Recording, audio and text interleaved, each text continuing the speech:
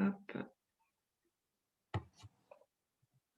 Voilà, c'est bon, on est en train d'enregistrer. Vous pouvez y aller, Eric. Merci Véronique. Donc, bonjour à toutes et à tous. Notre 4e webinaire de Moselle Academy Tourisme qui débute tout à l'heure. Et je remercie Véronique Vidal de l'animer, de vous faire partager la thématique du jour. Elle se présentera tout à l'heure, elle vous dira qui elle est, mais nous avons déjà eu le plaisir de travailler avec elle l'année dernière sur une formation. Et donc, on a hâte de suivre ce webinaire sur le local, les circuits courts.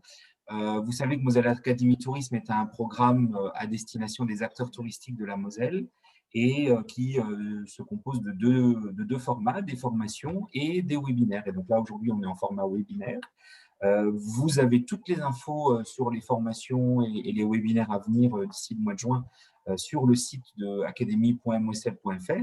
Donc, n'hésitez pas à faire un petit tour. Le replay sera disponible, comme je vous l'ai dit tout à l'heure, sur le site de l'Académie si vous voulez réapprofondir, revoir, ou si un de vos collègues n'a pas pu participer, n'hésitez pas, voilà le but.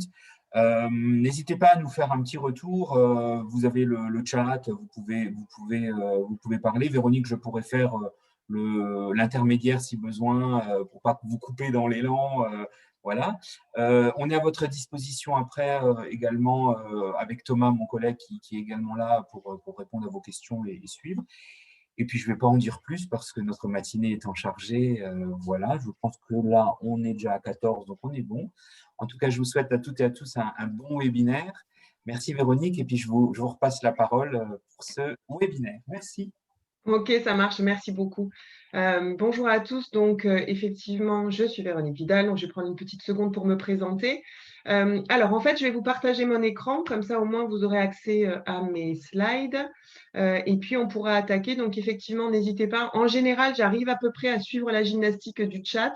Donc Eric, je veux bien un petit coup de main si jamais je rate effectivement des choses, mais voilà, je commence à être malheureusement un peu aguerrie à tous ces outils, à tous ces moments de visio. Voilà. Bon, en même temps, ça me permet d'être avec la Moselle parce que j'habite à Montpellier, donc ça faisait un peu loin. Donc là, d'un seul coup, ça rend les trucs possibles. Donc, il y a quand même des côtés positifs à tous ces moments un petit peu bizarres que nous vivons actuellement. Alors, du coup, effectivement, on est ensemble pour à peu près 1h15 et on prend le temps éventuellement, évidemment, d'échanger, etc. Bonjour Jonathan, bienvenue. Donc, aujourd'hui, le sujet, c'est, alors effectivement, circuit court, partenaire, prescripteur. C'est vraiment la logique de comment est-ce qu'aujourd'hui, je peux intégrer dans mon activité cette logique très locale, cette dynamique locale pour développer mon activité dans ma structure. Alors, hop, si je réfléchis un peu, c'est juste que je fais rentrer des gens qui sont en salle d'attente. Voilà.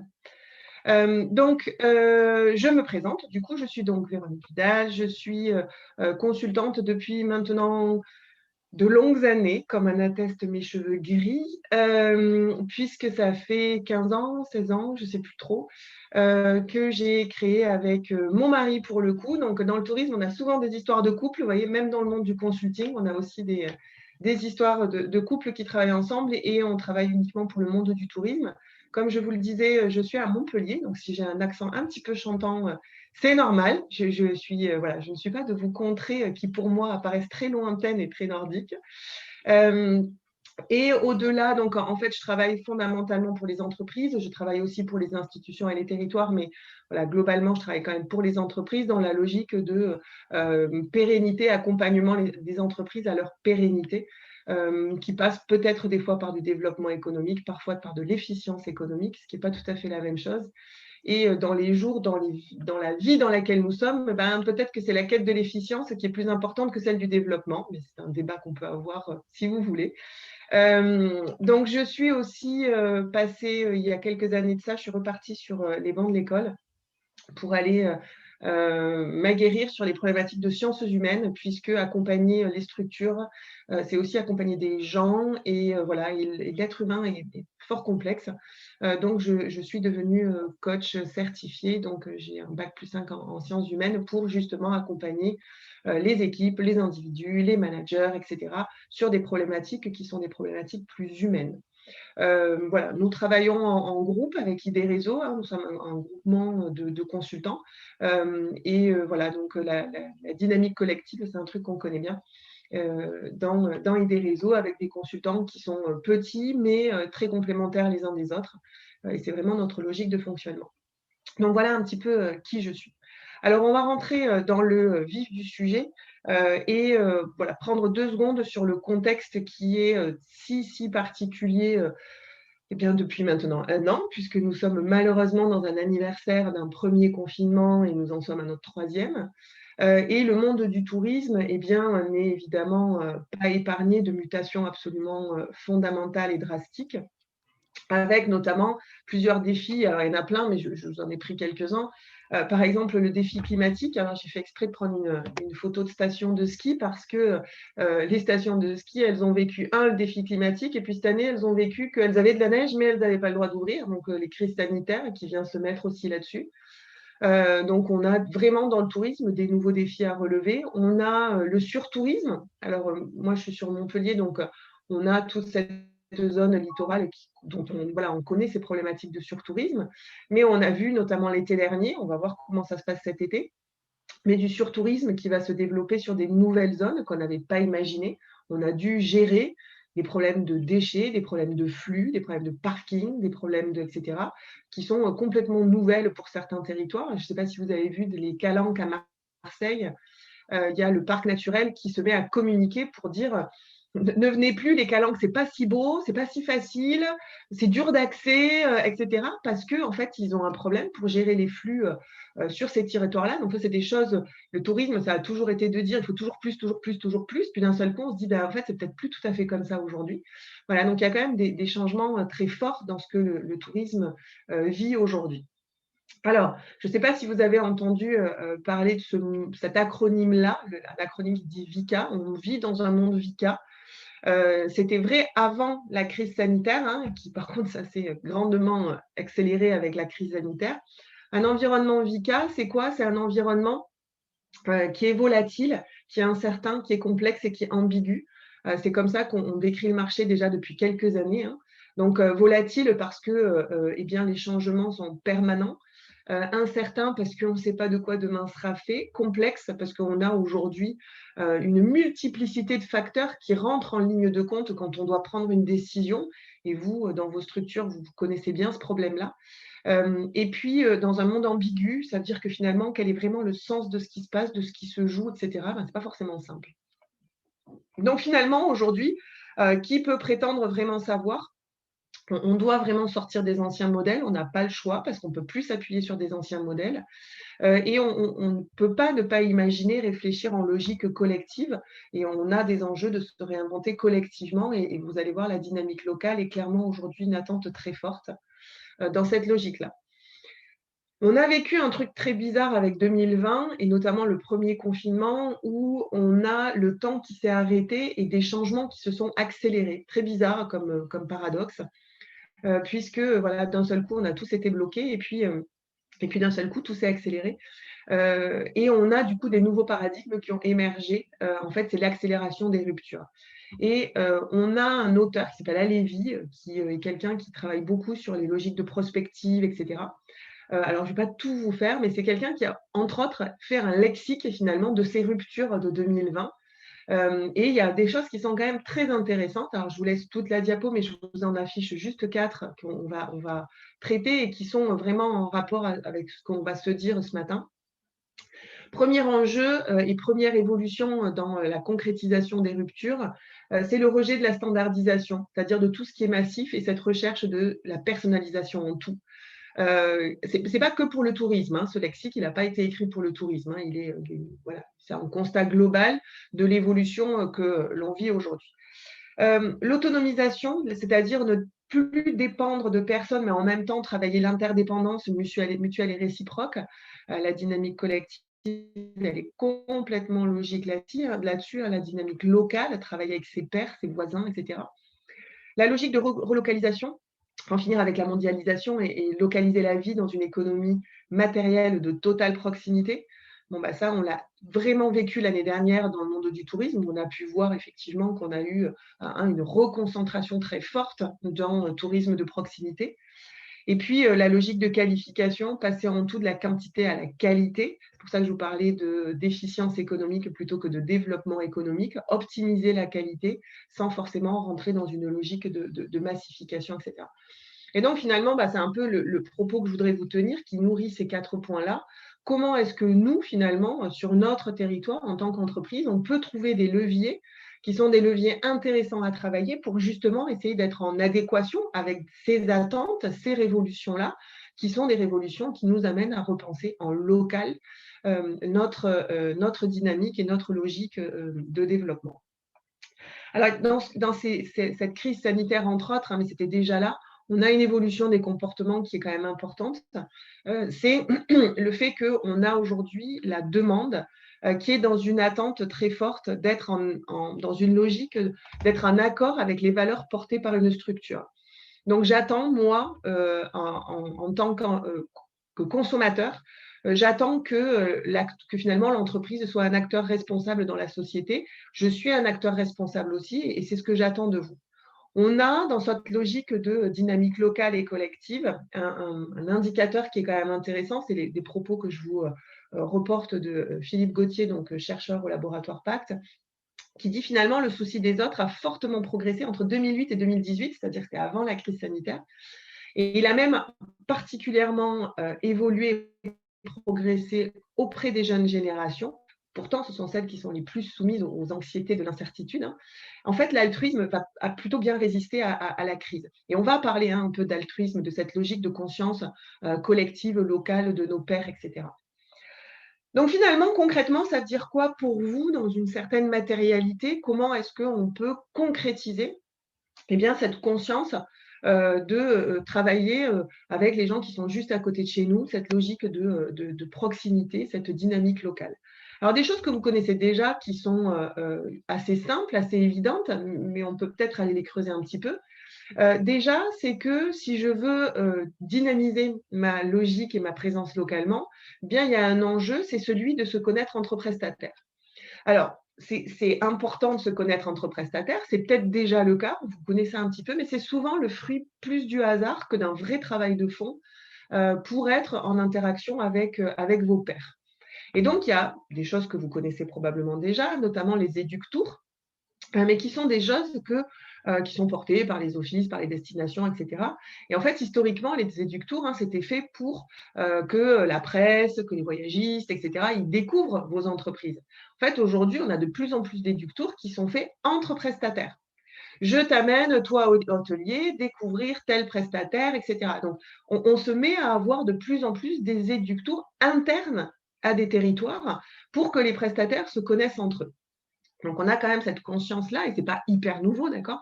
On a quand même cette logique, hein, cette conscience de, finalement, si je veux déployer de la dynamique locale, ça passe effectivement par un travail de proximité et le fait de se connaître, mais pas de se connaître au hasard d'une réunion, se connaître vraiment, connaître ton établissement, l'avoir visité, comprendre ce que tu fais, comprendre ton histoire, etc. Donc, c'est un vrai boulot. Et puis, vous avez des initiatives qui sont des initiatives, pour le coup, portées que par des entreprises, c'est-à-dire qu'il n'y a pas de logique institutionnelle derrière. Et on a sur des territoires bien, des assos qui se sont montés, des collectifs d'entreprises qui se sont mises ensemble. Donc, vous avez par exemple ici dans le Tarn un collectif qui s'est créé de chambres d'hôtes. Donc, en fait, l'idée, c'est quoi? C'est de se dire, on va essayer d'être malin.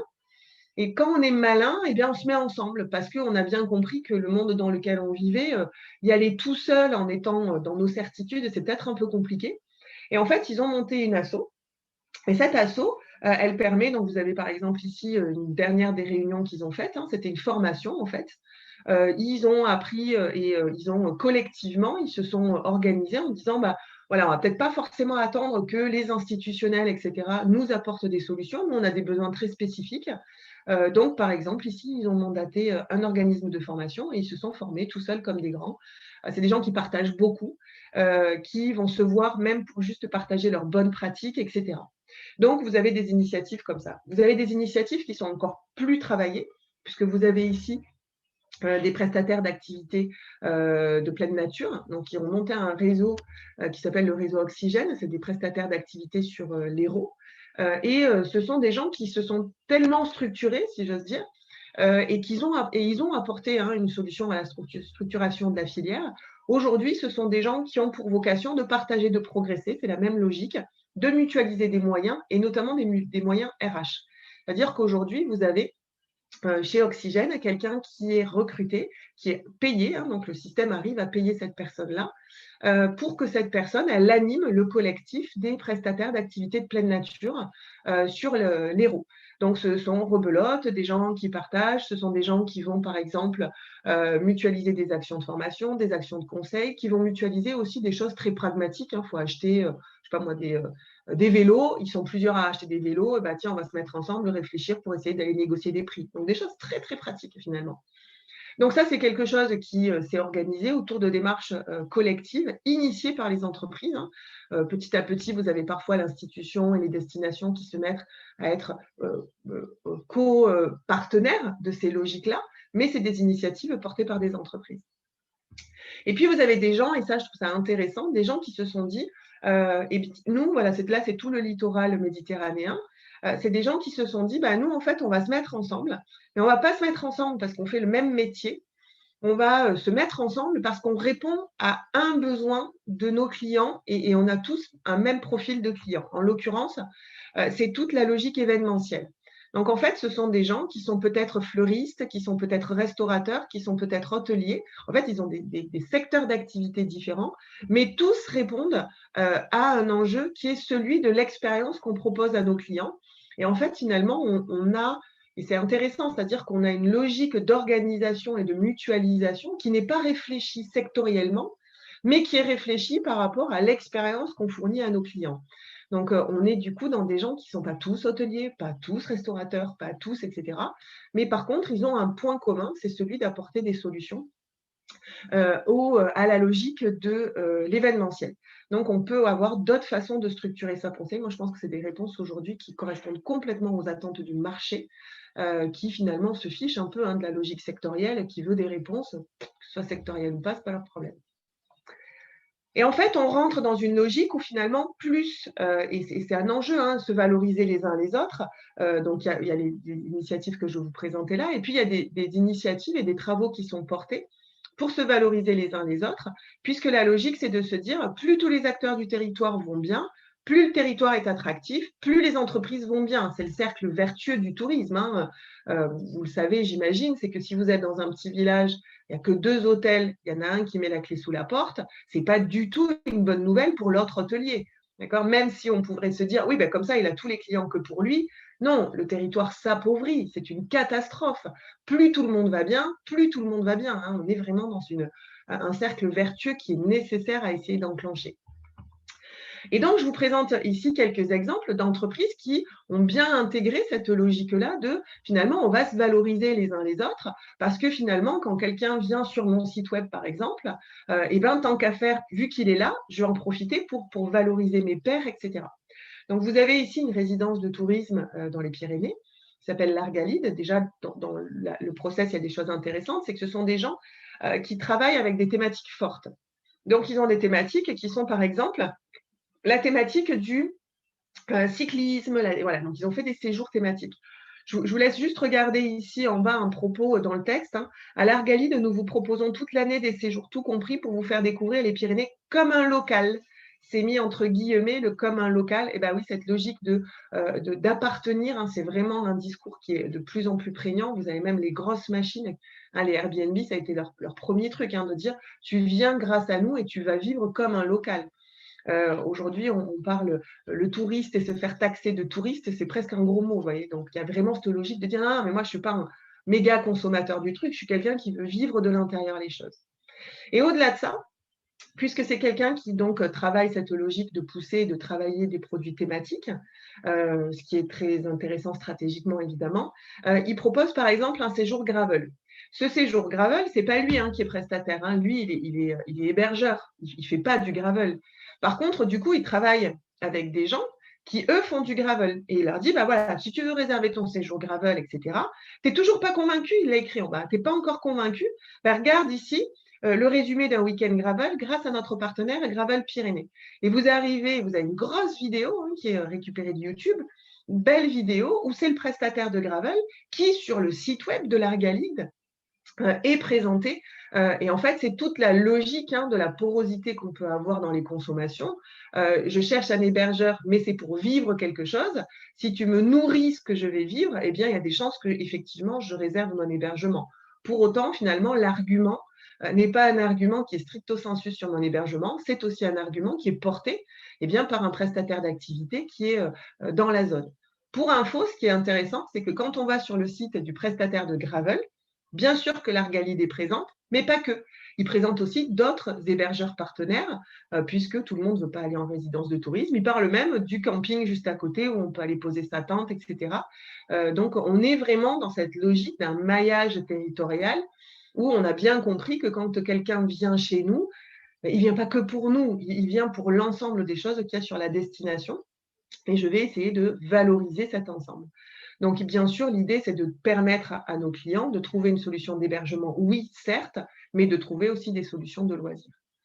Alors, vous avez ici une chambre d'hôte qui, alors on peut être hébergeur, on peut être prestataire, peu importe. Vous avez ici une chambre d'hôte qui a sur son site web une partie qui est nos partenaires et qui valorise des partenaires. Donc, et qui va du coup permettre de dire, ah ben tiens, si je vais chez elle, donc à l'autre rive, à Albi, qu'est-ce que je peux bien faire? Je peux aller bien manger, je peux aller faire des trucs, visiter des trucs, etc. Donc, ok, très bien, c'est une source d'inspiration. Vous le savez très bien, pour échanger avec vos clients, ils sont dans une attente de votre part, de suggérer des choses, etc. Et puis, ce qui est, voilà, donc par exemple, ici, donc sur la zone, il y a le musée des miniatures, il y a le zoo des Trois-Vallées, etc. Donc, c'est présent sur le site web de l'hébergeur. Donc, ça, c'est plutôt pas mal. Mais il y a un truc qui est intéressant ici dans cet exemple, c'est que cette chambre d'hôte, c'est une chambre d'hôte qui a ce qu'on appelle un positionnement marketing, elle a un parti pris. Son parti pris, c'est d'être une chambre d'hôte design, d'accord? Donc, effectivement, c'est le cas, c'est quelqu'un qui est passionné de déco, c'est quelqu'un qui fait du conseil en déco, etc. Donc, elle a une chambre d'hôte, enfin des chambres d'hôte, puisqu'elle en a 5, qui ont effectivement un vrai travail là-dessus, toute la déco de la maison, etc. Et en fait, ce qui est intéressant, c'est que sur son site web, elle ne met pas que des prestataires et des logiques de dire, si tu veux aller visiter, etc., des trucs touristiques, c'est aussi quelqu'un qui valorise, par exemple, son fournisseur de linge. Parce qu'en tant que chambre d'hôte design, elle a des produits, draps, serviettes, etc., qui sont super chouettes, super quali, etc.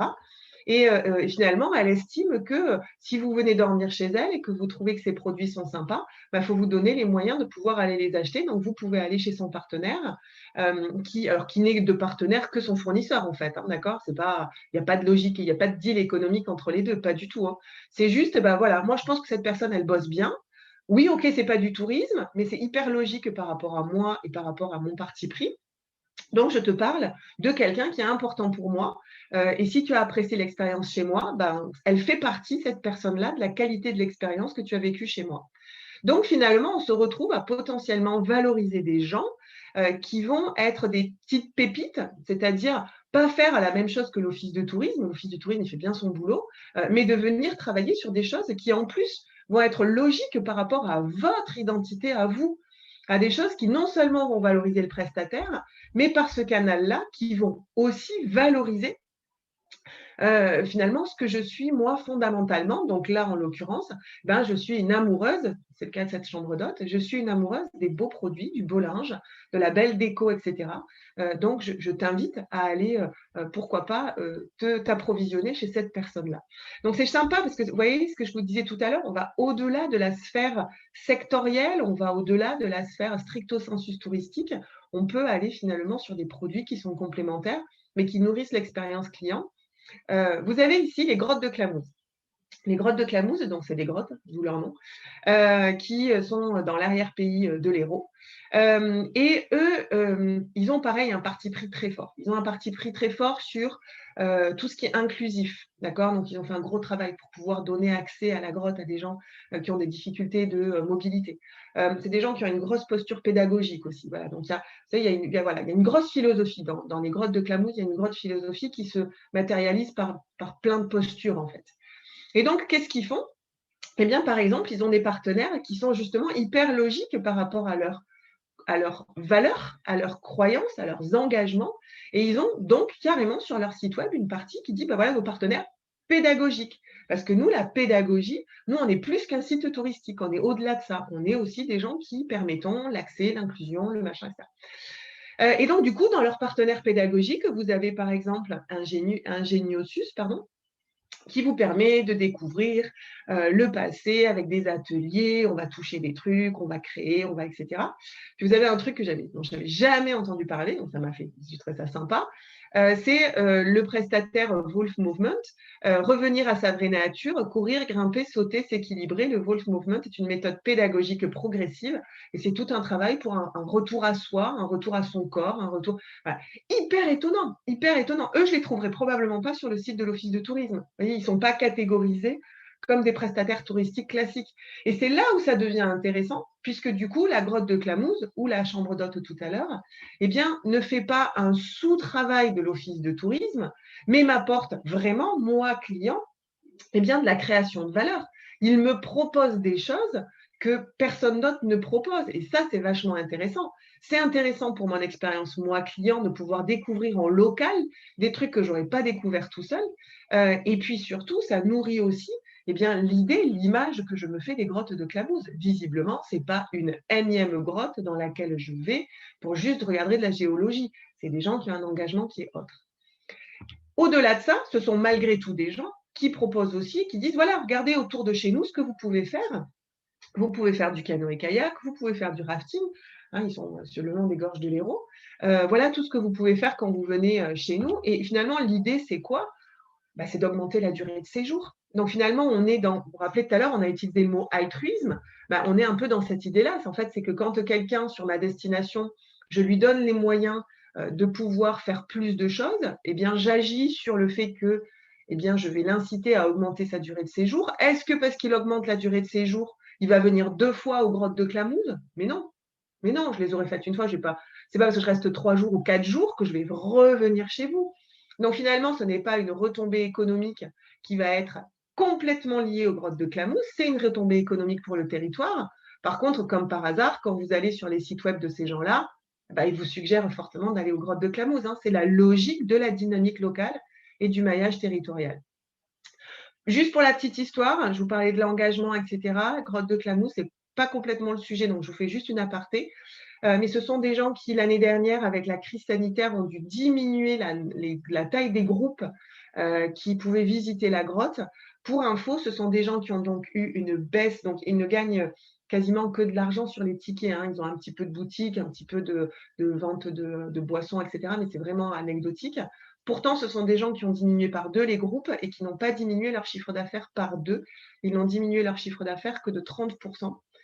Pourquoi? Parce qu'en fait, en baissant, et je reviens à ce que je disais tout à l'heure en introduction, la démassification, augmenter la qualité perçue, en fait, parce que les groupes étaient plus petits, les gens ont eu une expérience client supérieure, donc ils ont dépensé plus de sous dans la boutique, ils sont restés plus longtemps sur la zone bar, etc. Ce sont même des gens qui sont allés faire du canoë, dans les canoës là, et qui en revenant se sont re-arrêtés pour venir boire un coup à cet endroit-là, parce que c'était calme, parce que c'était beau, parce que c'était zen. Donc c'est intéressant de voir que baisse de flux n'a pas égalé même proportion de baisse de chiffre d'affaires. Ça nous ramène à ce que je vous disais tout à l'heure sur les constats de nouveaux comportements. Alors, autre idée, la valorisation, donc du coup, entre vous, de vous valoriser entre prestataires. Et puis, une autre idée, c'est la démarche de prescription professionnelle. C'est-à-dire de rentrer vraiment dans une action où je vais, moi, être acteur, vraiment, et je vais structurer cette démarche-là auprès de mes partenaires, de mes prescripteurs locaux, des gens qui sont autour de moi. Et l'idée est la suivante, c'est que, voilà, c'est une petite phrase que je dis souvent. Alors, j'ai mis au Havre parce que voilà, c'était pour essayer de mettre l'opposé géographique pour vous. Avant d'aller chercher des clients au Havre, faut-il que la prescription soit effective? Ça veut dire quoi? Ça veut dire qu'en fait, vous avez un moyen de vous développer grâce à une dynamique locale qui est parfois sous-utilisée. Et pourtant, vous mettez de l'énergie pour aller chercher des gens qui sont à l'autre bout de la France. Et moi, souvent, je trouve ça un peu paradoxal, quoi. Parce que finalement, aller amener des gens du Havre à traverser et à venir chez vous, bah, c'est une énergie colossale à dépenser. Être sûr que votre voisin, être sûr que le prestataire qui est au bout de la rue vous connaisse, c'est peut-être une énergie qui mériterait qu'on s'y attache un petit peu. Pour rappel, dans l'entreprise, il n'y a pas 15 000 leviers de développement économique. D'accord ? Je peux développer mon activité avec 3 leviers. Le premier levier, c'est la conquête de nouveaux clients. D'accord ? Je vais aller chercher des nouveaux clients. Donc, en l'occurrence, le mec au Havre qui n'a jamais entendu parler de vous, par exemple. Okay ? Donc, ça s'appelle la conquête de nouveaux clients. Le deuxième levier pour pouvoir générer du chiffre d'affaires dans votre entreprise, c'est la fidélisation de clientèle. Faire en sorte que quelqu'un qui est déjà venu revienne. Ça nécessite de l'énergie dans votre entreprise. Okay ? Et puis, vous avez un troisième levier de développement qui est la prescription, l'effet de prescription. C'est-à-dire faire en sorte que des gens vous envoient des clients. Sauf que soit c'est un peu le fruit du hasard, et ça, on n'y peut pas grand-chose. C'est ce qu'on va appeler le bouche à oreille, hein, d'accord ? Ça veut dire ça se fait, ça se fait, ça ne se fait pas, vous n'y pouvez pas grand-chose. L'effet de prescription, ce n'est pas le bouche à oreille. C'est quand vous allez travailler pour faire en sorte que effectivement ça fonctionne. Donc, on n'est pas sur du hasard, on est sur du travail. L'effet de prescription, vous le connaissez, on va dire un peu historiquement, avec par exemple le boulot des offices. Hein, c'est le boulot des offices de tourisme que de vous prescrire. Quelqu'un rentre dans un office de tourisme, il va dire où je peux dormir, où je peux manger, qu'est-ce que je peux faire, etc. Et ben, l'office va dire, ah ben voilà, vous avez ça, il y a les brochures, etc. Vous avez fait le boulot, vous avez déposé des brochures à l'office de tourisme. Ok, très bien. Vous avez, office, institutions diverses et variées, bien entendu. Juste pour rappel, dans la prescription, vous avez aussi les habitants de votre zone. D'accord ? Une des raisons principales pour lesquelles quelqu'un choisit une destination, c'est qu'il y connaît quelqu'un. Donc, c'est très important que les habitants de la zone vous connaissent. Je vais prendre un exemple. Alors, du coup, j'ai Pascal à l'écran. Donc, Pascal, elle m'invite, elle me dit, Véronique, viens chez moi, c'est mon anniversaire. J'ai très envie que tu viennes faire la fête avec nous ce week-end ou le week-end prochain, etc. Dans un monde où j'ai le droit de venir faire ça. Première question que je vais poser à Pascal, c'est, écoute, super, où est-ce que je vais dormir ? Soit elle vous connaît, vous chambre d'hôte, vous camping, vous résidence, vous hôtelier, vous, etc. Et elle va me dire, ah bah écoute, il faut absolument que tu ailles chez Hélène, parce que Hélène, elle n'est pas loin, elle est sympa, c'est sympa ce qu'elle fait, le gîte, il est sympa, etc. Soit elle ne connaît pas Hélène, et bah, du coup, c'est mort, je ne pourrais pas aller chez Hélène. Donc la prescription de la population, ça fait partie des choses que vous pouvez travailler. Ça, c'était une aparté, et on va revenir du coup aux prestataires de ma zone. L'effet de prescription que je peux mettre en œuvre au travers des prestataires, au travers des gens qui sont autour de moi, qui bossent sur mon territoire. Eh bien, je vais avoir un vrai process à mettre en place. C'est une vraie méthode de travail qui demande de l'énergie dans l'entreprise. Ça veut dire qu'il va falloir identifier et puis faire un vrai travail de prospection des prestataires sur votre zone, des gens avec qui vous pourriez vous envoyer des clients les uns les autres. Ce n'est pas juste l'effet du hasard, c'est l'effet du travail. Il faut les contacter, il faut aller les rencontrer. Moi, j'étais hier en réunion avec des gens qui me disaient, mais moi, j'invite les gens à venir chez moi et je leur fais découvrir ma prestation. Je leur dis, bah voilà, tu es hébergeur, viens chez moi, je vais te faire le canoë-kayak, je vais te faire goûter mon truc viticole, machin, bref, peu importe. Mais je vais te le faire parce qu'en fait, je sais que si je te le fais faire, bah, tu seras très bon pour pouvoir en parler. Et puis, ça sera un vrai souvenir chez toi, ça sera une vraie expérience. On est bien meilleur pour raconter quelque chose quand on l'a vécu que quand on a juste 2-3 infos à ce propos-là. Donc, ça veut dire faire visiter, tester l'offre, les services, etc. Ça veut dire aussi avoir des supports dédiés. Alors, B2B, ça veut dire business to business. Hein, quand je communique auprès d'un autre prestataire, je n'utilise pas les mêmes supports que quand je communique auprès du client final. Donc, je vous donne un exemple. Vous faites le tour des popotes parce que vous êtes activité de pleine nature, par exemple, et vous faites le tour des hébergeurs. Hein, c'est vraiment la logique de prescription qui est très classique. Eh bien, souvent, ce que vous faites, c'est que vous laissez vos dépliants chez eux en vous disant, bah, si tu as les dépliants, tu peux les donner à tes clients. OK, donc on aura le format triptyque, par exemple, hein, le petit livret classique. OK, sauf que Ça, c'est un outil qui est dédié au client final. Par contre, ce que vous voulez, c'est aussi que ce prestataire, il vous connaisse bien et il puisse bien parler de vous. Donc, il ne serait pas inintéressant d'avoir un dossier qu'il garde, qui n'est pas là pour distribuer aux clients, mais dans lequel il y a des photos, une espèce de book finalement, qui va permettre que le prestataire, il vous connaît au-delà du petit triptyque qu'il donne à ses clients. Donc ça, c'est quelque chose que vous allez pouvoir mettre en place, par exemple. Et il y a des codes en B2B, on communique en A4, en B2C, business to consumer, clientèle loisir. On va pouvoir communiquer avec des petits dépliants, etc. Donc voilà, c'est juste des codes comme ça, c'est le formalisme. Donc du coup, vous pouvez tout à fait être amené à créer et des supports B2C et des supports B2B. On a, par exemple, sur le territoire dans l'Aude, il y a un truc qui s'appelle la réserve africaine de Sijan.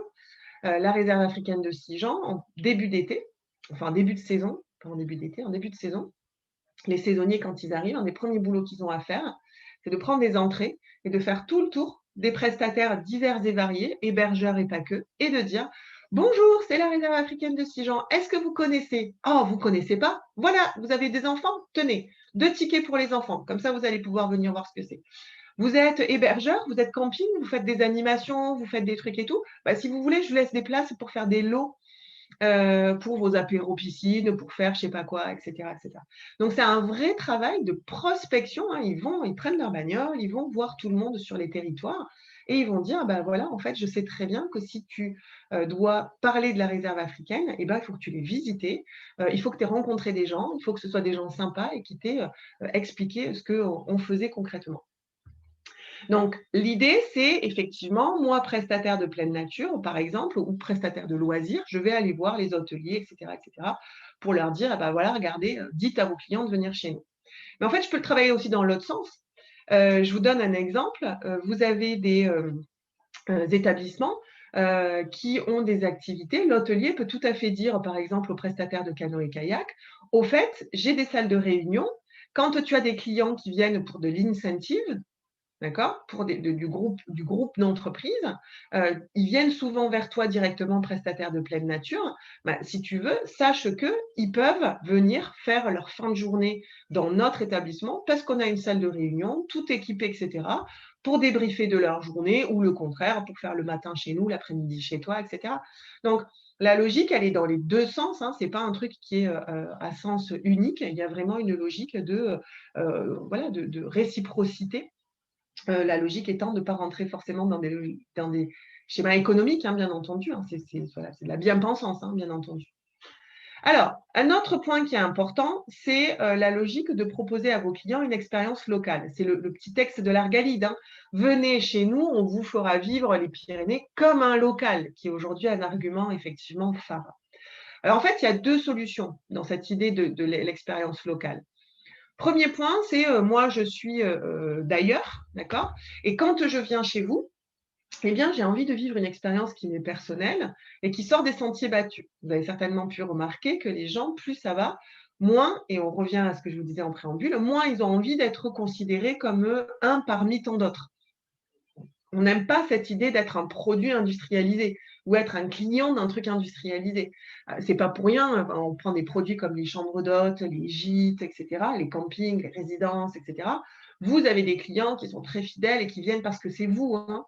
Donc, la relation personnelle et ce que je vais vivre personnellement fait partie des choses que j'ai envie de vivre. Donc, c'est la logique de moi, je viens chez vous, mais finalement, ce que je veux vivre, c'est le petit marché local, c'est la petite rencontre, etc. C'est ça que j'ai envie de vivre. Puis il y a une deuxième chose, c'est que je suis locale ou de proximité et je vais probablement cet été consommer local, comme on l'a vécu l'année dernière, comme on a vécu l'été dernier. Ça va être compliqué, hein, on ne va pas pouvoir se déplacer encore. Enfin, on est quasiment en avril, mais on est en avril. Ça sent la saison comme l'année dernière. Hein. La probabilité que les vannes soient ouvertes sur l'international, elle est extrêmement faible. Et puis, même si ça s'ouvre, j'y crois pas trop, mais même si ça s'ouvre, les peurs des gens vont rester là. C'est-à-dire que je vais vouloir me déplacer un petit peu si je peux, mais je ne veux pas me mettre en danger. Si je veux rester près de ma maison si jamais je suis malade, d'un hôpital si jamais je suis malade, enfin voilà, il y a quand même la peur qui reste prégnante. Donc finalement, je suis, moi, dans une zone de proximité. Moi, il y a un truc que je déteste, c'est qu'on me considère comme un touriste. Moi, j'habite ici. D'ailleurs, vous l'avez peut-être vu, quand vous avez des gens qui viennent vous consommer, qui sont des locaux, la première chose qu'ils disent, ils disent non, non, mais moi, je ne suis pas touriste, hein, je connais très bien, hein. Ils veulent tout de suite s'affranchir finalement et dire non, mais moi, je ne suis pas un clampin lambda là, qui vient, machin, moi, je suis d'ici, quoi. Donc, c'est pas pareil, quoi. Voilà, c'est pas pareil. On n'aime pas du tout, en tant que local, on n'aime pas du tout être considéré comme un touriste. D'ailleurs, les prestataires de sites de visite, etc., vous le savez très bien, quand vous avez des gens qui viennent chez vous, les locaux viennent rarement seuls. Quand ils viennent, c'est parce qu'ils ont des amis ou de la famille. Et la première chose qu'ils font en passant à la porte, c'est de dire, eux, c'est des touristes, mais moi, je connais.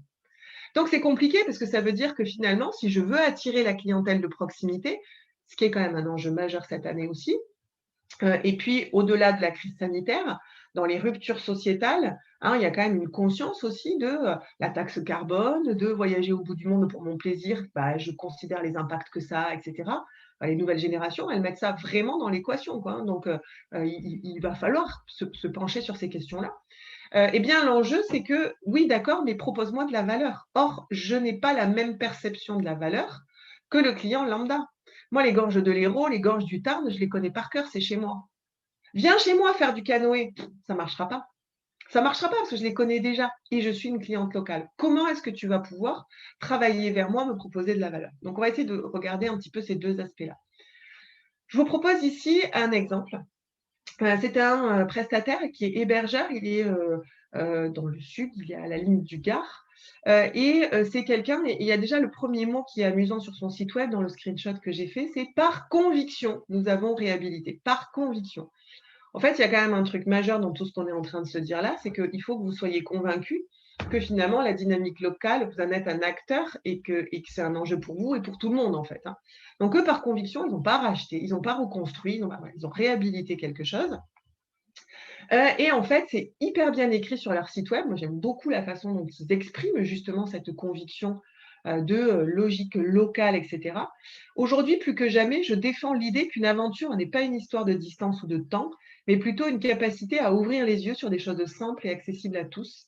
Notre proposition porte l'espoir que l'on peut apprendre en s'amusant et qu'ainsi on saura mieux préserver ce que l'on connaît, la garrigue et ses espaces méditerranéens qui méritent d'être redécouverts par le plus grand nombre. Donc c'est vraiment quelqu'un qui s'inscrit fondamentalement en disant, mais en fait, regarde, notre territoire, tu l'as peut-être pas regardé avec les bons yeux, parce que finalement, tu n'as pas besoin d'aller au bout du monde. Si tu es juste ici et que tu regardes bien, bah, moi, je vais t'aider à ouvrir les yeux sur la richesse de notre propre territoire. Donc, c'est bien travaillé, c'est bien expliqué, c'est des valeurs très fortes dans cette entreprise-là, c'est une conviction. Et il la décline de plusieurs façons. Il la décline, par exemple, avec un espace qui est dédié sur son site web en disant, bah, vous êtes acteur dans la zone, dites-le moi. Moi, je peux tout à fait amener mes clients chez vous ou venir chez vous parce qu'il fait aussi, il n'est pas que hébergeur, c'est aussi quelqu'un qui propose de la prestation d'activité avec notamment des trottinettes et des vélos électriques, donc en mobilité douce. Et il vous amène dans un vignoble en trottinette électrique et donc vous finissez évidemment par boire un coup chez le vigneron qui a un caveau de dégustation, etc., etc. Et donc, en fait, lui, il le dit même sur son site web, il dit, mais si vous voulez, moi, je viens avec mes trottinettes, avec mes vélos chez vous et je fais découvrir votre vignoble, par exemple, eh bien, en mobilité douce, etc., voire même si je ne vous connais pas, dites-moi-le, parce que moi, j'ai besoin aussi d'avoir des vignobles qui sont OK pour que j'amène les gens à l'intérieur, etc. Donc, ce qui est intéressant, c'est que son site web, finalement, il n'est pas que dédié à ses clients, il y a aussi un espace qui est dédié, en fait, aux prescripteurs, aux gens locaux, aux partenaires locaux, aux gens de la destination à qui il dit, mais on peut sûrement travailler ensemble intelligemment, parce que finalement, si je travaille avec toi, ça crée de la richesse pour mes clients ou pour tes clients. Donc, il y a vraiment cette idée de se dire, bah voilà, je crée là encore du maillage sur mon territoire.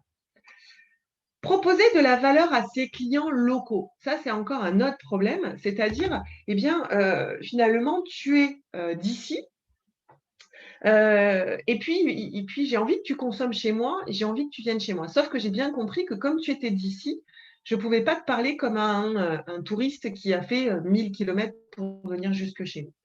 Donc, les arguments, ils changent. Les arguments, ils changent. Et un des arguments qui devient un argument très fort, c'est la logique de consommation. Finalement, regarde, tu appartiens au territoire. Quand tu viens chez moi, bah, tu joues le jeu de la carte locale. Donc, tu fais partie des gens qui soutiennent l'économie locale. Et c'est une raison pour laquelle je vais te choisir toi. C'est un argument qui est entendu, entendable, apprécié de la part des nouvelles générations notamment, mais pas que, hein, mais on le voit bien, notamment avec la crise sanitaire, cette conscience de se dire: «Mais attends, c'est pas possible, je peux pas acheter des tomates qui ont fait 4 fois le tour du monde, c'est n'importe quoi». C'est une réalité, c'est une réalité. C'est pas toute la population, mais ça a grandi dans la part de la population pour qui c'est important. Ça veut dire aussi inventer des nouveaux produits. Vous avez ici un exemple, donc c'est un prestataire de canoë-kayak qui est dans les gorges du Tarn, qui sont pas dans le Tarn, mais en Lozère. Dans les gorges du Tarn, ce prestataire, pour la petite histoire, hein, des prestataires de canoë-kayak dans les gorges du Tarn, il y en a un sous chaque caillou, hein, d'accord? Donc ils sont les uns derrière les autres comme ça. Vous en avez vraiment beaucoup. Eh bien, ce prestataire-là, c'est quelqu'un qui se différencie de la concurrence, notamment en proposant des produits un petit peu atypiques, avec par exemple la balade gourmande en canoë. Donc, c'est une date qui est complètement définie dans le calendrier. Et c'est des pauses qui se font avec une logique de pause gourmande, etc. La directrice, donc, que vous voyez sur la photo, c'est la dame qui est derrière sur le canoë, me racontait que ce produit-là, c'est que des locaux qui l'achètent. C'est des lots, voilà, c'est vraiment de fait, hein, elle ne l'a pas forcément inventé pour ça, mais de fait, c'est la clientèle locale qui l'achète. Et bien oui, parce que moi, la descente des gorges en canoë, je l'ai faite 20 000 fois. Par contre, un truc qui m'amène à autre chose, ça m'intéresse. Donc, ça veut dire, par exemple aussi, proposer des produits, on reste sur de l'activité de pleine nature, proposer des produits où je vais avoir de l'activité, mais qui va commencer après le travail. Eh bien oui, donc c'est un truc qui va commencer à 5 heures.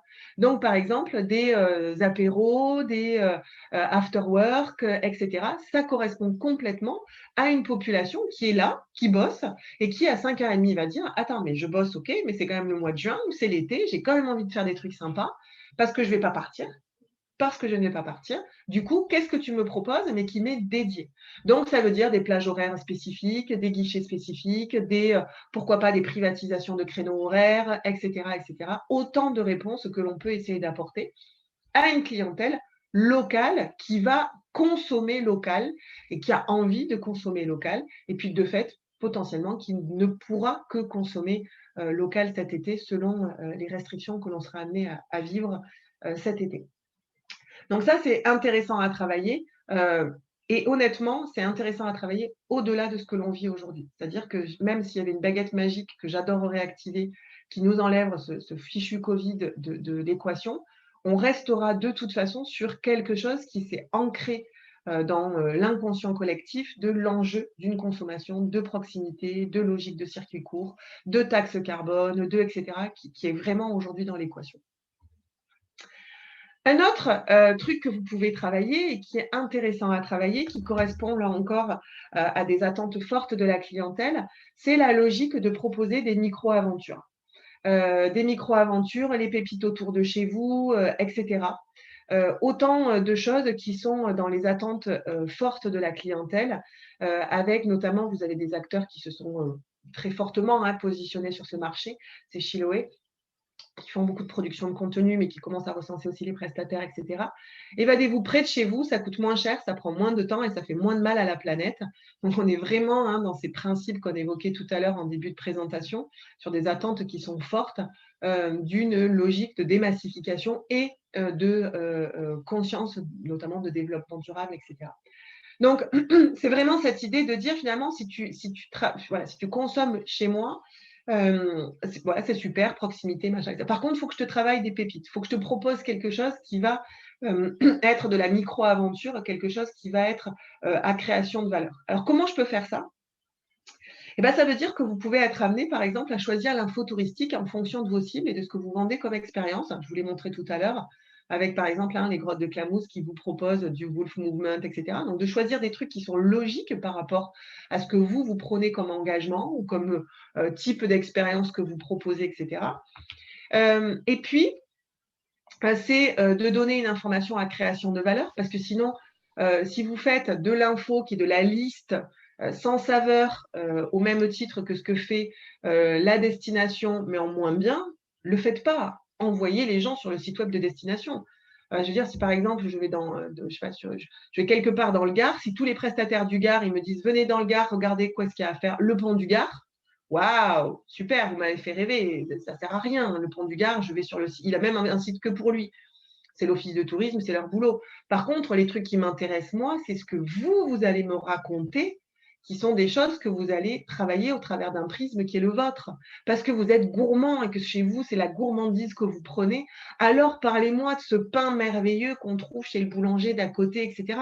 Racontez-moi des choses qui sont des choses qui vous sont propres, en fait. C'est ça l'intérêt du truc. Donc, racontez des histoires, humanisez, traitez l'info comme si vous la racontiez à vos amis, donnez votre avis, d'accord? Sinon, envoyez les gens sur les sites de destination. Les sites de destination, ils ont des gens qui sont payés toute la journée pour faire ce boulot, d'accord? Donc, si vous faites ça en moins bien, je vois pas l'intérêt, d'accord? Par contre, si vous faites ça autrement, avec une autre logique de création de valeur, ça commence à m'intéresser sacrément. Donc, par exemple, votre cible, c'est les familles avec des jeunes enfants, d'accord? Chez vous, c'est votre truc, vous accueillez les tout petits. Vous avez tout le matos qu'il faut, le jardin est sécurisé, bref, vous êtes hyper performant sur l'accueil des familles avec des petits. Peut-être que vous avez, par exemple, vous-même des petits. Il y a souvent une logique comme ça.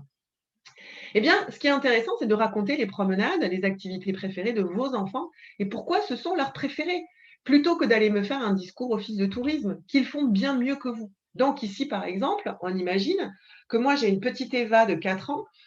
Eh bien, sur mon site web, plutôt que de raconter voilà ce qu'il y a à faire comme une liste annuaire, d'accord, ou en plus votre prestataire technique il vous a expliqué qu'il fallait le faire pour le référencement naturel. Voilà, je vous rappelle que le référencement naturel, c'est surtout important et un site web pour ses clients, hein, d'accord. Donc, on n'oublie pas de parler à ses clients dans un site web. Eh bien, Eva, 4 ans, ce qu'elle aime dans cette balade, c'est la visite de la ferme pédagogique et bien sûr le passage obligé, l'enclos de Popeye, le cochon nain. Ça, l'office de tourisme, il ne le dira pas. Par contre, vous allez raconter l'histoire de votre gamine qui adore Popeye et le cochon nain et vous amenez le pain pour les poules, et etc., etc. Ça commence à être de la création de valeur dans les contenus que vous proposez, puisque ce que vous me racontez, il n'y a personne d'autre qui le raconte, puisque c'est au travers du prisme de votre expérience à vous, etc. Et ça, c'est très intéressant à travailler. C'est un peu de boulot, mais c'est très intéressant. Pardon, je reviens là-dessus. Là, un autre exemple, vous accueillez les sportifs. Moi, voilà, par exemple, je fais pas mal de vélo.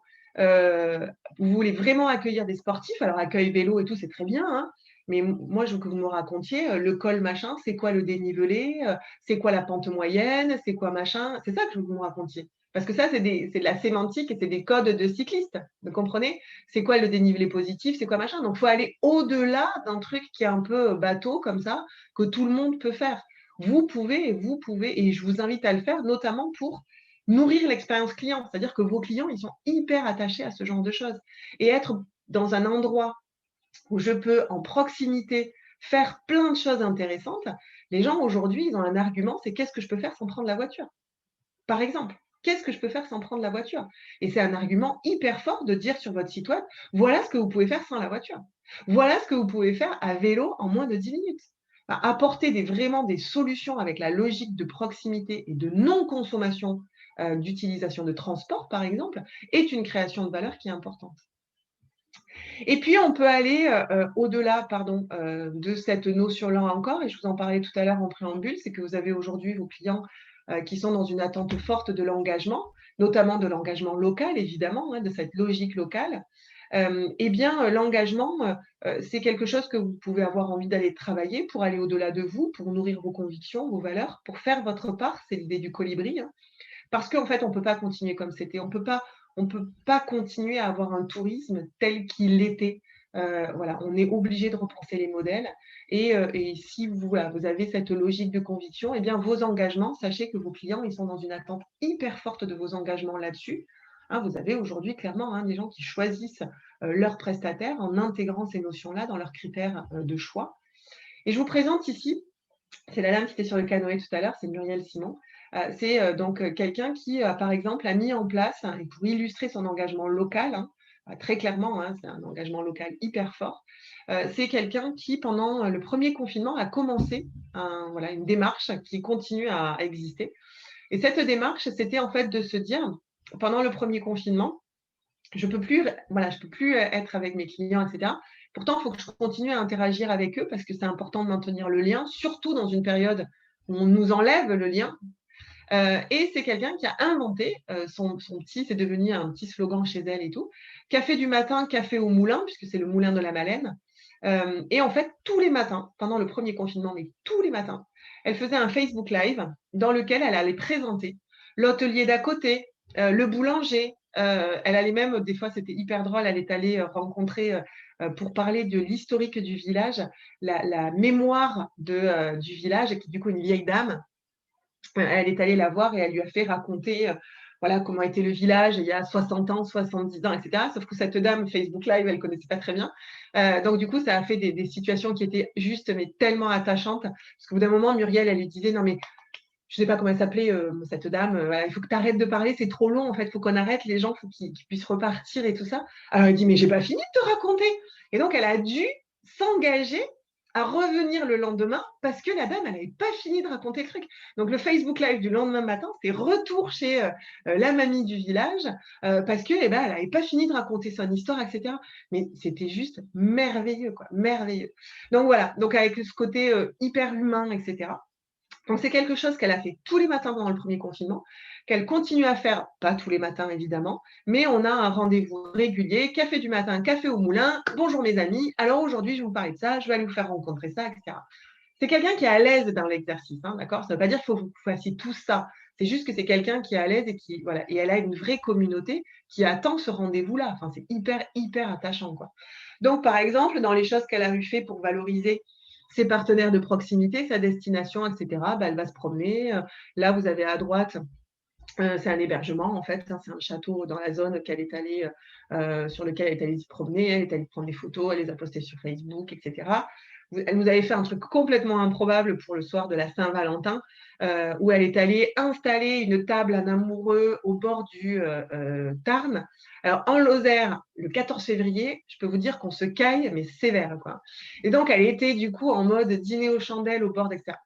Voilà, c'est cette idée de je nourris la valorisation et je m'engage sur mon territoire. L'engagement, vous vous rappelez tout à l'heure, je vous parlais de ce gars qui fait donc qui a un hébergement et qui fait de la mobilité douce. C'est quelqu'un qui, pendant le premier confinement, là encore, quand je vous parlais tout à l'heure de faire sa part, eh bien, il a mis à disposition et il a fait, lui, de la livraison de paniers locaux, de paniers des marchés des producteurs locaux, notamment pour les gens qui ne pouvaient pas se déplacer ou avaient peur de se déplacer à cause de, voilà, de la peur de la maladie, etc. Et donc, en fait, il avait accroché une charrette à son vélo électrique et il est allé livrer les paniers producteurs, les machins, etc. Enfin, c'est quelqu'un qui est complètement convaincu qu'aujourd'hui, être un acteur touristique, c'est pas juste gagner des sous, c'est pas que ça, c'est plein d'autres choses et notamment être impliqué dans la dynamique locale. Et c'est un engagement qui lui tient clairement à cœur. Enfin, c'est une évidence, quoi. C'est pas de la com. Vous voyez ce que je veux dire? C'est un truc qui est viscéralement en lui, quoi. Et forcément, c'est vrai derrière. Je vous montre d'autres logiques d'engagement. C'est un restaurant qui est à Narbonne. Narbonne, c'est dans l'Aude. Ça s'appelle la Table de Saint-Crescent. C'est un chef qui est aujourd'hui étoilé. Je pense qu'il a ses 2 étoiles maintenant. C'est quelqu'un qui est hyper, hyper dans la logique de ce que je fais à manger. Ça vient, enfin voilà, quand on vous présente une assiette, vous avez le basilic, il a poussé dans le jardin et on vous racontera dans le jardin de qui le basilic a poussé, etc. C'est-à-dire que si vous avez entendu parler de storytelling, hein, raconter des histoires, chaque assiette est une histoire et dedans, il y a les producteurs qui ont, voilà. Donc, je vous fais goûter le vin de Paul. Alors, Paul, machin. Enfin, vous avez vraiment, à chaque fois que vous goûtez quelque chose, l'histoire qui va avec. Ça fait partie de la politique fondamentale dans cet établissement. Lors du premier confinement, pareil, c'est des gens qui se sont dit, mon Dieu, mais c'est la misère absolue. C'est-à-dire que si nous, on ne fait plus bosser nos producteurs, alors ils vont mourir en fait. Ils vont mourir. Et ce n'est pas possible, parce que si mes producteurs ils meurent, moi derrière, je ne pourrai plus faire mon boulot, puisque mon boulot, c'est de valoriser leurs produits et de raconter des histoires avec. C'est des gens qui ont fait preuve d'une agilité incroyable, puisque quelques jours après l'annonce du confinement, ils ont dit, écoutez, nous, on est fermé, on est un restaurant fermé, on n'a pas le droit de bosser. Par contre, on va trouver un système pour que les producteurs ils continuent à bosser. Donc, ils ont fait un espèce de marché, enfin, c'est pas un marché, un stock, si vous voulez. Ils ont fait un espèce voilà, de lieu sur lequel ils ont dit, voilà, producteurs, continuez, venez amener vos marchandises et nous, on vous prête la zone, on vous prête l'infrastructure, on vous prête tout pour que vous puissiez continuer à bosser. Puis ça s'est un peu organisé, etc. Aujourd'hui, il a mis en place un vrai click and collect dans la valorisation des produits de ses producteurs. Il a aussi, du coup, maintenant travaillé aussi pour des choses que lui faisait, mais au début, ce n'était absolument pas le cas. C'était vraiment de se dire, il y a un maillon qui a sauté, d'accord? Je suis malgré tout un maillon de la chaîne. Si je saute, il faut une solution pour compléter finalement et trouver une solution parce qu'on survivra si on s'y met tous en fait dans cette galère. Et puis vous avez des gens qui s'engagent, puis il y en a qui ne s'engagent pas. Donc je vous montre ici un exemple c'est un restaurateur qui m'a fait passer ce mail. Et en fait, c'était idem lors du premier confinement. Donc ce restaurateur a reçu un mail d'un de ses fournisseurs qui lui dit, alors voilà, c'est compliqué, tout ça, il y a des dispositifs, voilà, donc ces dispositifs doivent vous permettre de régler les encours et de régulariser les impayés que nous aurions pu réceptionner. Vos besoins en trésorerie doivent être négociés auprès de votre banque et de l'emprunt garanti par l'État et pas par du crédit auprès de vos fournisseurs. Nous aussi, c'est la galère. Et si jamais vous aviez payé, ne tenez pas compte de ce mail, voilà, c'est pas un accord. Là. Mais c'est d'un manque de délicatesse absolu, quoi, absolu. Bon, les mecs, c'est la merde. Comme c'est la merde pour tout le monde, surtout payez-moi parce qu'après, c'est votre problème. Pour la petite histoire, le restaurateur qui a reçu ce mail avait payé ses fournisseurs, dont ce fournisseur-là, justement en se disant bon, c'est la galère, je ne vais pas impacter la galère sur mes fournisseurs. Donc, elle avait réglé absolument tous ses encours. Et elle a quand même reçu ce mail. Et bien, vous savez ce qu'elle a fait, la restauratrice, puisqu'en l'occurrence, c'est une restauratrice. Elle a reçu ce mail, elle a arrêté du jour au lendemain le contrat avec ces gens-là. Pas sur un problème de produit, pas sur un problème de prestation, sur un problème de valeur. Voilà, d'idée que je me fais de la relation et de l'appartenance que j'ai à un dispositif, etc. Donc, en fait, cette personne a été hyper choquée. Il y en a des dizaines, des histoires comme ça, de gens qui ont été extrêmement maladroits, qui, avec leur peur, ont eu des comportements qui, clairement, manquaient d'empathie et de compassion, et qui, du coup, ont perdu plein de clients quand même. Enfin, donc, la logique de l'engagement, de la considération de nos pairs, etc., c'est quand même au centre aujourd'hui de la logique que l'on peut avoir dans la façon dont on travaille. Et puis, vous avez des gens qui s'engagent tellement qui sont rentrés dans des process qu'on appelle RSE, responsabilité sociétale des entreprises. Sachez que la RSE, ce n'est pas qu'une logique de durabilité, ce n'est pas qu'une logique d'écologie, loin s'en faut. Il y a plein de choses dans la RSE et il y a notamment un volet qui est justement les partenariats, la logique territoriale. Comment je bosse avec les autres? Comment est-ce que je prends en considération l'impact que j'ai sur mes partenaires et les gens qui sont sur mon territoire et l'impact que ces gens ont sur moi. Ça fait partie des choses qui sont intégrées dans les protocoles RSE. Donc voilà, on a aujourd'hui vraiment une considération qui va au-delà de la considération économique et la RSE va au-delà de la considération écologique aussi, en allant dans une logique de considération de solidarité. Et vous avez ici, par exemple, dans cet établissement, c'est un tout petit hôtel dans le Lot, qui est très engagé sur la partie écologie, d'accord? Donc, il a plein de labels, etc. Enfin, c'est quelqu'un qui est là encore complètement convaincu. Et dans la logique de proximité et d'engagement, c'est quelqu'un qui, par exemple, a fait le choix, et un choix qui va à l'encontre finalement d'une logique que économique, puisque c'est quelqu'un qui travaille notamment pour son linge, qui travaille avec un ESAT, donc c'est des anciens CAT, c'est le nouveau mot, le nouvel acronyme, donc une structure qui fait travailler des travailleurs handicapés. Cette structure, le gars, lui, en fait, il me dit, moi, du coup, au lieu d'avoir le camion qui passe récupérer mon linge, je fais un chèque et je ne m'en occupe plus, il faut que je mette le linge dans ma camionnette parce que l'ESAT ne fait pas la tournée. Je pars à l'ESAT et il me racontait, j'ai trouvé ça hyper touchant, quoi. Il me dit, moi, les jours où je vais faire amener mon linge, je me dis, en fait, c'est une récréation dans ma semaine. Je fais exprès de prendre du temps parce que je sais que je vais arriver sur place et que je vais prendre du temps parce que je me suis mis à connaître des travailleurs qui sont dans cette structure-là. Je leur amène des petits pains au chocolat, etc., etc. Et en fait, ça le nourrit, lui, en tant que personne, dans la conviction qu'il est un acteur engagé sur son territoire et il contribue à faire travailler notamment cette structure-là qui lui coûte plus cher dans laquelle il faut qu'il aille amener son linge, et pourtant, il est convaincu, archi convaincu, et il vous dit, c'est un truc sur lequel je reviendrai jamais, c'est que je continuerai à aller faire travailler et laver mon linge par les travailleurs de cette ESAT. C'est trop important, de moi à moi, de moi à mon environnement, etc. Donc la logique locale, la logique de dynamique locale, elle passe aussi par des logiques qui sont comme celle-là. Donc la RSE, hein, c'est la prise en compte volontaire des préoccupations sociales et environnementales dans les activités et dans les interactions avec les autres acteurs, ce qu'on appelle les parties prenantes. Vous avez peut-être entendu parler de ça, c'est que quand on travaille en RSE, on va s'intéresser aux parties prenantes, on va les identifier et on va regarder quels sont les impacts que l'on a sur ces gens-là et quels sont les impacts que ces gens-là ont sur nous. On a des préoccupations sociales, environnementales dans les stratégies, les activités des entreprises. Hein. Donc voilà, c'est la logique de RSE. Donc vous voyez le petit machin bleu, territoire, intérêt local. On est complètement dans une logique d'intégration de dynamique locale, loyauté des pratiques. Enfin, il y a plein de choses qui sont en accord avec ce qu'on vient de se dire là. Donc voilà, vous avez ici des exemples de ce que peuvent être les logiques de RSE. Alors les impacts de tout ça, qu'est-ce que ça a comme impact quand je travaille avec toute cette considération-là, finalement, de l'environnement dans lequel j'évolue? Premièrement, ça a un impact majeur sur la satisfaction. C'est-à-dire que vos clients, très concrètement, c'est ce qu'ils veulent. Ils veulent des produits dont ils connaissent la source, l'approvisionnement. Ils veulent que vous leur racontiez le petit endroit improbable, la petite boulangère trop sympa chez qui aller acheter son pain. C'est ça qu'elle veut, votre clientèle aujourd'hui. Elle est extrêmement attachée à cette logique-là.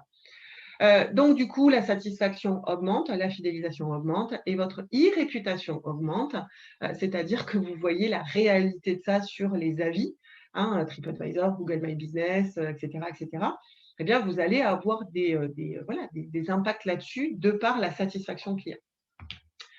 Un autre point, c'est des leviers pour, augmenter la durée de séjour. C'est-à-dire que plus vous allez me raconter ce que je peux faire autour de vous, les rencontres que je peux faire autour de chez vous, avec pourquoi pas cette logique de dire à pied ce que vous pouvez faire, en vélo ce que vous pouvez faire, à moins de 10 minutes de voiture, avec le bus, qu'est-ce que vous pouvez faire, c'est-à-dire vraiment d'intégrer cette logique de proximité et cette logique de rencontre.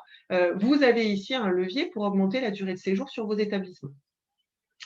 Vous avez aussi un levier pour augmenter votre chiffre d'affaires et votre marge, puisque chiffre d'affaires évidemment avec la durée de séjour, mais aussi la marge, puisque c'est ce que je vous disais tout à l'heure avec l'exemple des grottes de Clamouze, ils ont diminué leur flux, pourtant ils ont augmenté leur chiffre d'affaires et ils ont eu un accroissement de marge, puisque les gens se sont mis à venir consommer différemment.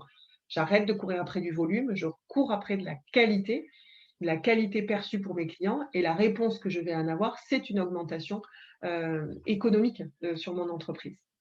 Et puis, il va se passer un truc, c'est que petit à petit, va se mettre en place un phénomène de prescription, c'est-à-dire que j'envoie des clients aux autres et eux, ils m'envoient des clients. Ça ne se fait pas sur la bienveillance uniquement, ça se fait, on se l'est dit tout à l'heure, sur des vrais enjeux de méthodologie de travail qu'il faut faire. Moi, souvent, je vous propose, je vous invite à faire ce travail-là dans les basses saisons.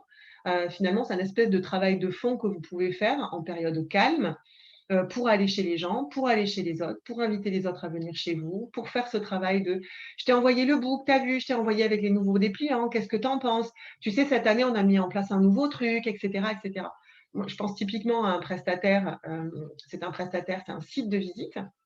C'est un site de visite qui doit lutter contre une image très vieillissante de la part, notamment les offices, voilà, envoient systématiquement des bus de personnes âgées dans cette entreprise. Elle me dit, mais moi, je ne suis pas faite que pour les personnes âgées. Il y a plein de jeunes, et les familles avec jeunes enfants, par exemple, sont super heureux chez moi. Mais dans leur tête, c'est pas clair. Je dis, mais tu les as invités à venir te voir? Tu as fait des journées pour qu'ils viennent chez toi? Tu es allé leur dire, mais si vous voulez, venez passer la journée pour mieux comprendre. Tu leur as expliqué tout ce que tu avais fait pour les jeunes et tout ça? Et en fait, elle me dit, bah, sûrement pas assez. Ben non, sûrement pas assez, puisqu'il y a toujours finalement une distorsion entre l'image que tu as envie d'avoir et ce que les gens pensent de toi. Et puis, on a des entreprises plus résilientes. La résilience, c'est la capacité à s'adapter, plus agile, avec cette capacité à réagir rapidement, qui accusent moins durement les coups durs. Alors ça, on a de la stat là-dessus, puisque notamment les entreprises qui sont dans des démarches RSE, on a des critères pour évaluer leur démarche RSE. Donc, ce sont des gens qui intègrent les parties prenantes, la logique de proximité, la logique locale, l'ancrage local, etc. C'est mesuré dans la RSE. Eh bien, on a des statistiques qui nous montrent qu'à l'échelle internationale, quand les entreprises vivent des coups durs, eh bien, les entreprises qui sont engagées dans des démarches qui intègrent ces logiques-là sont des entreprises qui s'en sortent mieux que les autres. C'est très logique, hein, puisque effectivement, quand j'ai des fournisseurs compréhensifs, quand j'ai des clients avec qui j'ai des bonnes relations, quand j'ai des partenaires autour de moi qui sont OK pour m'aider alors que je suis dans la galère, enfin, c'est très logique, hein, et ben, d'un seul coup, j'ai des entreprises qui s'en sortent mieux. Donc, au-delà finalement d'une logique économique à court terme, il y a aussi une logique de pérennité, vraiment, hein, d'intégrer dans son fonctionnement de l'intelligence collective, de la conscience collective, de la logique de proximité, d'être un acteur parmi tant d'autres sur son maillage territorial et de venir travailler ce maillage territorial. Et donc, on en revient à une diapo que je vous ai déjà montrée tout à l'heure, mais on est acteur de l'effort collectif et de l'attractivité territoriale, et rebelote, plus tous les acteurs du territoire vont bien, plus le territoire va bien, plus les entreprises vont bien, plus le territoire est attractif, etc., etc. Cercle vertueux de l'attractivité territoriale. En conclusion, ce que je voulais partager avec vous, c'est finalement cette idée de, voilà, en bref, hein, la conscience collective, aujourd'hui, c'est un enjeu. Considérer mes concurrents comme des alliés plutôt que comme des concurrents, c'est une très bonne idée. Hein, vous avez des gens, ce que vous montrez tout à l'heure avec les assos, qui se mettent ensemble, qui partagent l'info, etc. Moi, j'ai par exemple une asso de camping dans les Pyrénées-Orientales. Les Pyrénées-Orientales avec Argelès-sur-Mer, c'est la plus grosse station de HPA, donc d'hôtellerie de plein air d'Europe. Il y a 53 campings, rien qu'à Argelès. Voilà.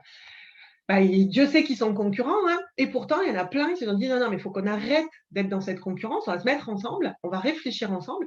Et c'est des gens qui partagent beaucoup, beaucoup de choses. Ils ont enlevé cette idée de mon information, c'est ma richesse, donc je ne la partage pas, etc. Donc, c'est des gens qui progressent ensemble.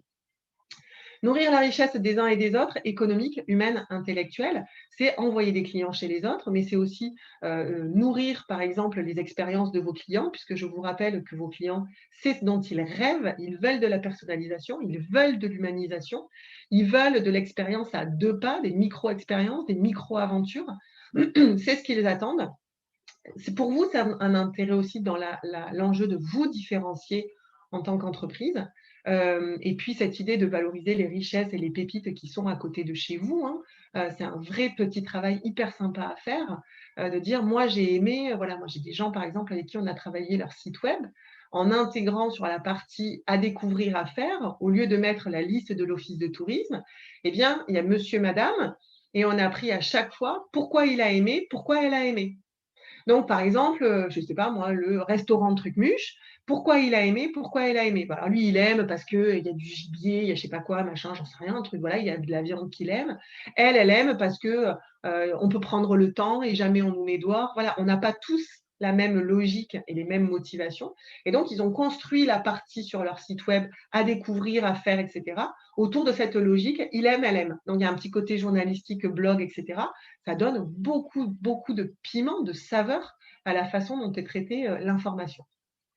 Et puis, bien sûr, travailler en dynamique locale, travailler en considération des gens qui sont autour de vous, eh bien, c'est vous donner les moyens d'appréhender la suite, très concrètement d'appréhender cet été, dans un premier temps, et puis d'appréhender ce qui va se passer aussi en suivant, puisque très concrètement, la logique locale ne va pas. Même si les frontières réouvrent et qu'on peut sortir de tout ça, on restera sur des choses qui vont rester importantes dans la considération de ce que peut être la dynamique locale et cette logique de considération de circuits courts, de prescription, etc., etc. Donc voilà un petit peu le propos que je voulais partager avec vous. J'ai un super timing parce que c'est 11h15. Est-ce que vous avez des questions, des partages, quelque chose à partager avec nous? Ou est-ce que c'est tout bon pour vous? N'hésitez pas, surtout, évidemment. Toujours qu'il y ait une première question hein, qui vienne. C'est toujours enclencher la première personne qui a le courage de participer et de partager. C'est ça. Mais c'est pas grave. Ou à part le chat, si vous voulez. Donc, du coup, il y avait Valentine, du coup, elle a réouvert sa caméra. Oui, oui, parce que si quelque chose me vient, je ne manquerai pas de vous le dire. Super. Merci déjà pour cette intervention qui était extrêmement intéressante. Et puis puisque moi je suis directrice tourisme à l'agence Inspirmes, donc institutionnelle, donc je trouve que c'est très bien de venir effectivement dans des actions en complémentarité. Je suis complètement d'accord avec vous sur le fait que la création de valeur doit être différente.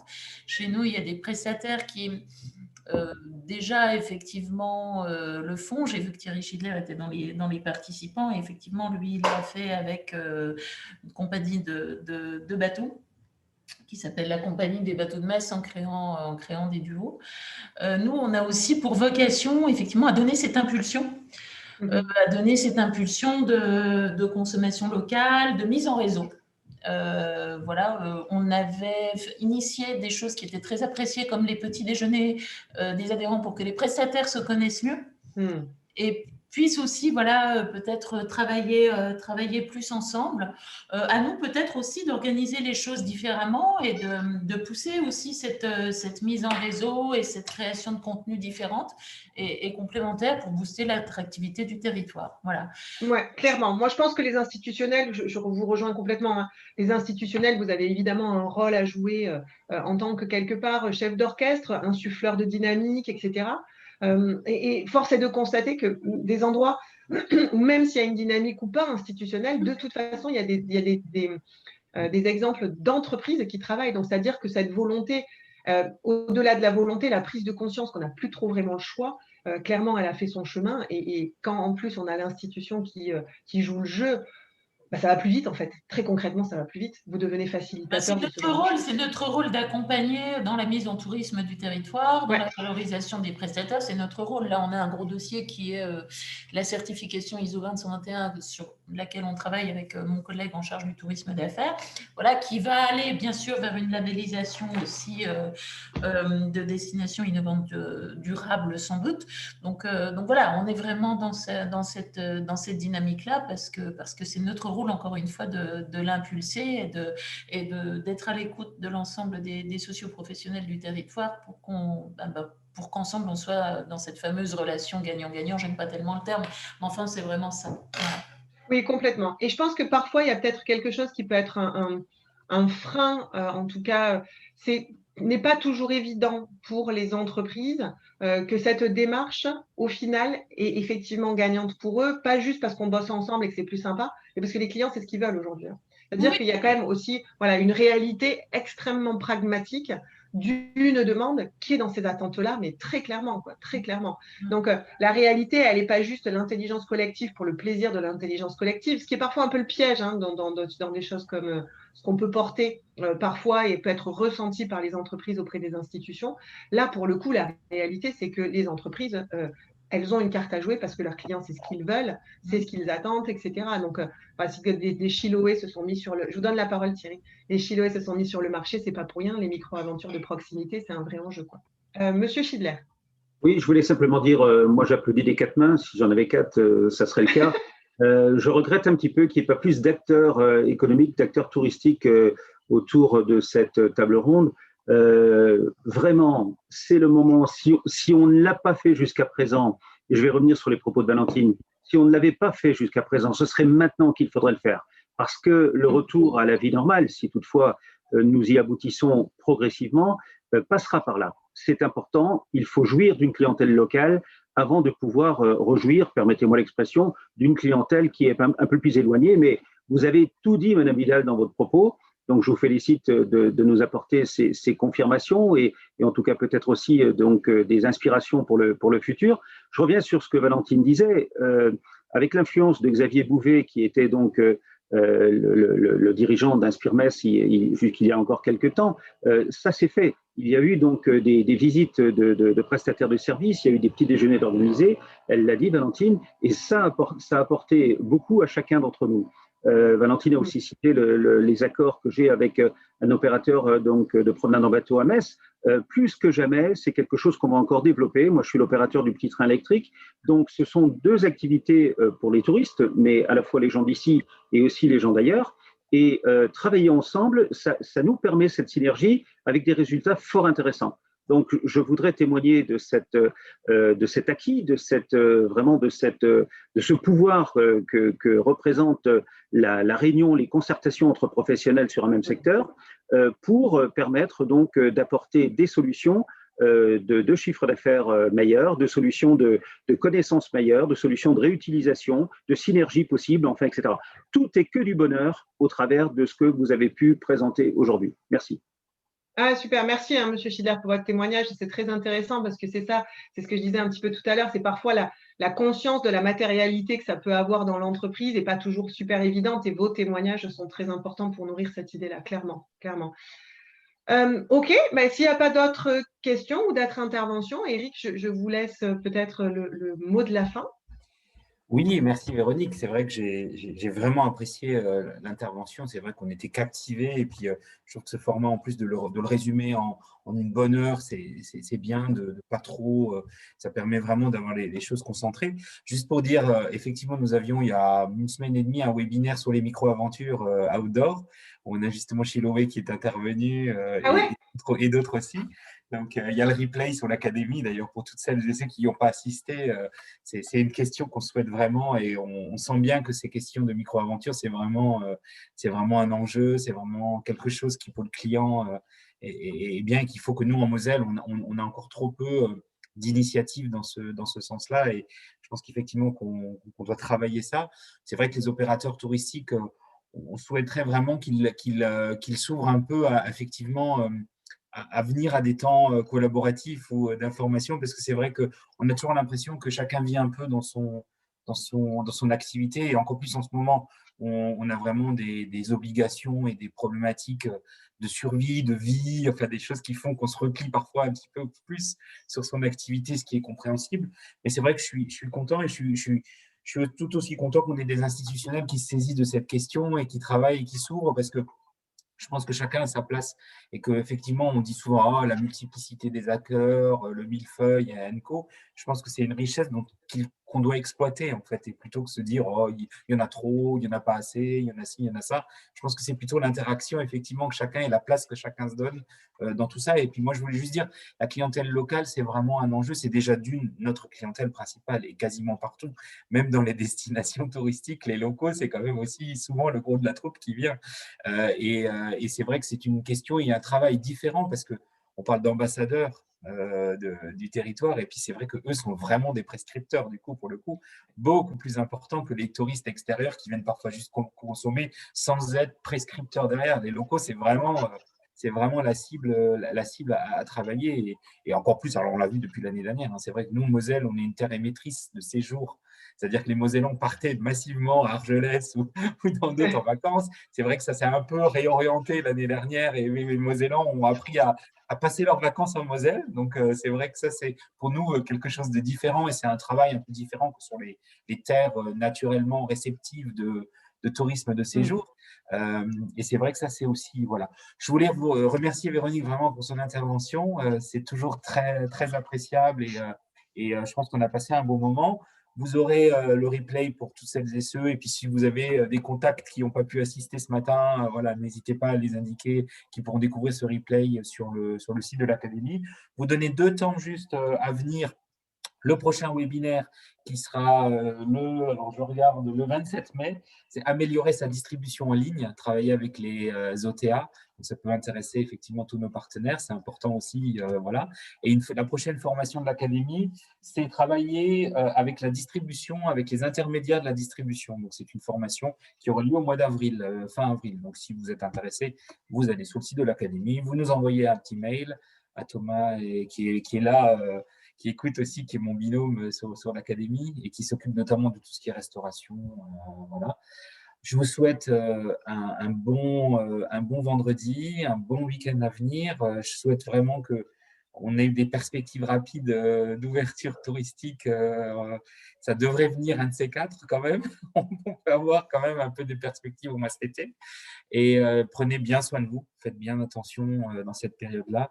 Merci Véronique, merci à toutes et à tous et bonne continuation.